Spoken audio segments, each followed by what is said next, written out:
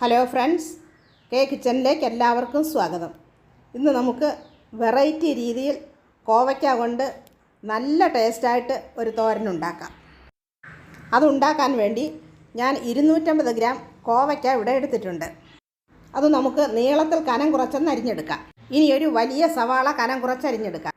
10-15 കാന്താരി മുളക് കൂടി നമുക്കെടുക്കാം. ഇനി ആ കാന്താരി മുളകും അരിഞ്ഞു വെച്ച ഉള്ളിയും കൂടി നമുക്കതിലേക്ക് ചേർത്ത് കൊടുക്കാം. ഇനി അതിൽ സ്വല്പം വെള്ളം കൂടി ചേർത്ത് 1/2 ടീസ്പൂൺ ഉപ്പ് ചേർത്ത് നമുക്കതൊന്ന് അടച്ച് വെച്ച് ഒന്ന് വേവിച്ചെടുക്കാം. 10 മിനിറ്റ് കഴിഞ്ഞ് നമുക്കത് തുറന്ന് നോക്കാം. എന്നിട്ട് അതിലേക്ക് 1 ടീസ്പൂൺ മുളക് പൊടി, 1/2 ടീസ്പൂൺ മഞ്ഞൾപ്പൊടിയും കൂടി ചേർത്ത് നന്നായിട്ട് നമുക്കൊന്ന് ഇളക്കി കൊടുക്കാം. ഈ വീഡിയോ ഇഷ്ടപ്പെടുകയാണെങ്കിൽ സബ്സ്ക്രൈബ് ചെയ്യണം, ലൈക്ക് ചെയ്യണം, കൂട്ടുകാർക്കെല്ലാം ഒന്ന് ഷെയർ ചെയ്ത് കൊടുക്കുകയും വേണം. നന്നായിട്ട് ഇളക്കിയതിന് ശേഷം നമുക്കതിലേക്ക് കുറച്ച് തേങ്ങാപ്പീര ചേർത്ത് കൊടുക്കാം.